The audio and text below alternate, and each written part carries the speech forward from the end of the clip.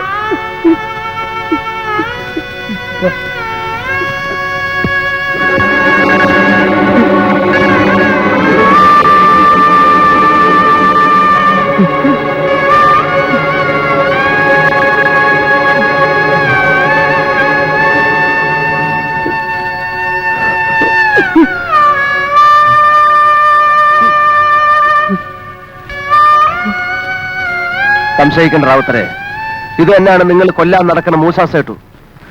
കോടീശ്വരൻ, ദുഷ്ടൻ, സ്വന്തം ഉമ്മയെ ചവിട്ടി പുറത്താക്കിയവൻ, ഇന്ന് നിങ്ങൾ പറയുന്ന മഹാദുഷ്ടൻ. പൊറുക്കില്ല, ദൈവം പോലും പൊറുക്കില്ല. അത്രയ്ക്ക് ദ്രോഹ നിങ്ങൾ എല്ലാരും കൂടെ ഈ ഉമ്മയോടും മോനോടും ചെയ്തത്.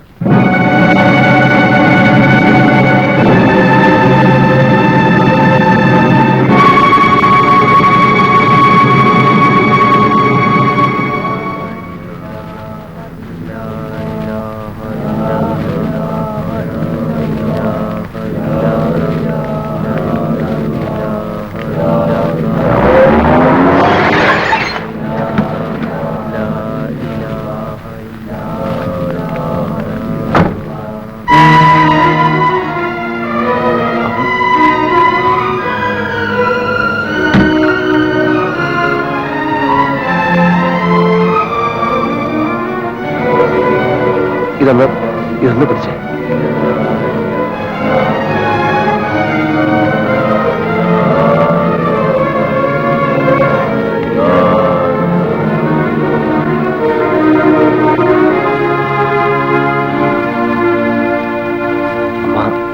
തുടരുത്.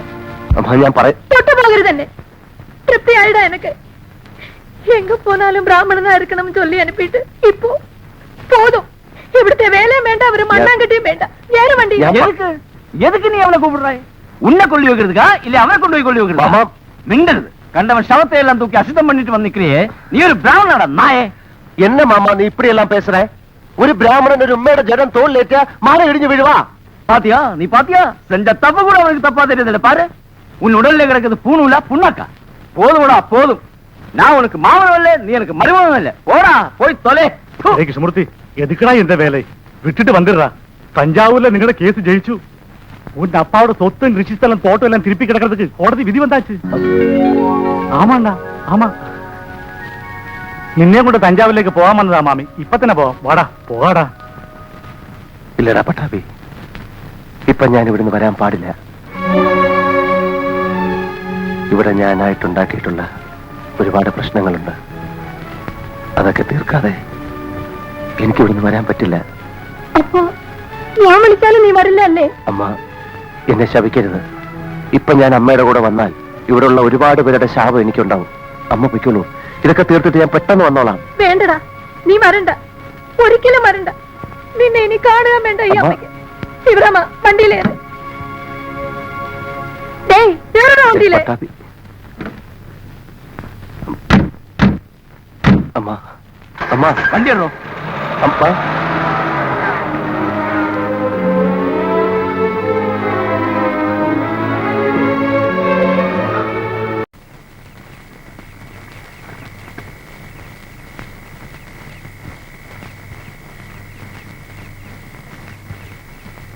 അമ്മ വന്ന് വിളിച്ചിട്ട് എന്താ കൂടെ പോവാതിരുന്നത്? എങ്ങനെ പോവും അല്ലേ? കമ്പനിയിൽ നിന്ന് ഞങ്ങളെ കുടിയൊഴിപ്പിക്കാൻ വന്ന ആളല്ലേ. അപ്പൊ പിന്നെ ആ ജോലി പൂർത്തിയാക്കാണ്ട് പോവാൻ പറ്റില്ലല്ലോ അല്ലേ? ഞങ്ങൾ എന്ത് തെറ്റ് ചെയ്തിട്ടാ സ്വാമി ഈ ദ്രോഹമൊക്കെ ഞങ്ങളോട് ചെയ്തത്? ആ റാവുത്തരുടെയും ജോണിന്റെയും ഫ്രാങ്കിന്റെയും ഒക്കെ കയ്യിൽ നിന്ന് ഞങ്ങളെ ഒരു കാലത്തും രക്ഷപ്പെടാൻ സമ്മതിക്കില്ല അല്ലേ? എന്നെങ്കിലും ഞങ്ങൾ കേസ് ജയിക്കുന്നു, അന്ന് കിട്ടുന്ന അവകാശവും മേടിച്ച് ദൂരെ എവിടെയെങ്കിലും പോയി സ്വസ്ഥമായിട്ട് ജീവിക്കാന്നൊക്കെ ആയിരുന്നു ഞങ്ങൾക്ക്. അതാ ഇപ്പൊ സ്വാമിയായിട്ട് ഇല്ലാണ്ടാക്കിയിരിക്കുന്നത്. ഇനി എവിടെ ആയാലെന്താ, ഈ ദുഷ്ടന്മാരുടെ കൂടെ ജീവിച്ച് മരിക്കാനാണ് ഞങ്ങളുടെ വിധിയെന്ന് കരുതി ഞങ്ങൾ സമാധാനിച്ചോളാം. സ്വാമി പേടിക്കണ്ട, ഇതിന്റെ പിന്നിൽ സ്വാമിയായിരുന്നെന്ന് ഇവിടെ ഒരാളോടും ഞാൻ പറയില്ല.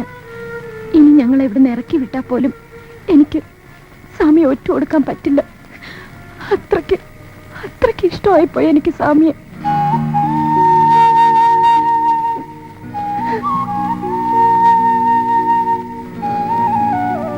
ഇപ്പൊ സ്വാമി വിചാരിക്കുന്നുണ്ടാവും ഇതൊക്കെ ഞാൻ എങ്ങനെ അറിഞ്ഞുവെന്ന്.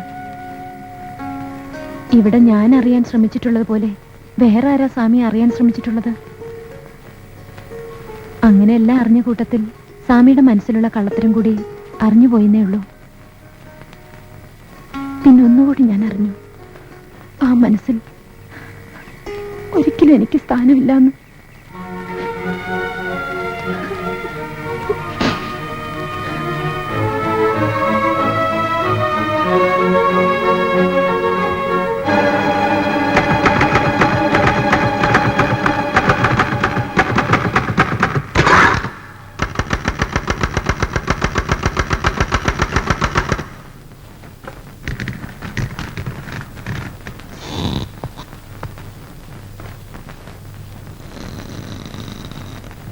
എന്താ മൂസാസേട്ടനെ കോളനിയിലേക്ക് എഴുന്നള്ളിച്ചുകൊണ്ട് എന്നിട്ട് താൻ എന്ത് നേടി?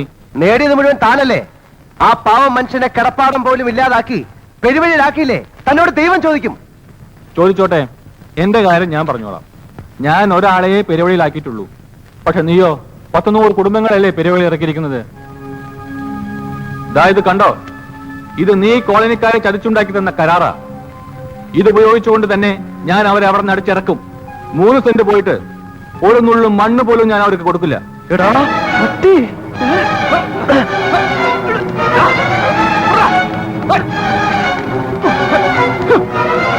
എന്താ എന്താ ഇത്?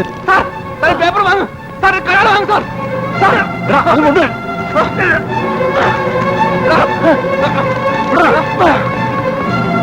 അതിന് താണ ഇന്നാ ഈ ധരൻ ഞാനായിട്ടുണ്ടാക്കി തന്ന കരാറ് അങ്ങോട്ട് ചെല്ലേ. കോളനി ഒഴിപ്പിക്കാനെന്ന് പറഞ്ഞ് നീയൊക്കെ കമ്പനി അവിടെ കെട്ടുന്ന എനിക്ക് കാണണം. എടാ തൊട്ടുപോരുത്. ബ്രാഹ്മണന് പുണ്യാഹം തളിക്കാൻ മാത്രമല്ല അടിച്ച് പല്ലേർപ്പിക്കാനും അറിയാം.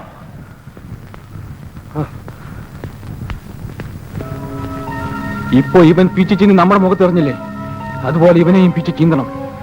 ആ കോളനിക്കാരെ കൊണ്ട് അവിടെ ഇട്ട് ഇവനെ പിച്ച് ചീന്തിക്കണം.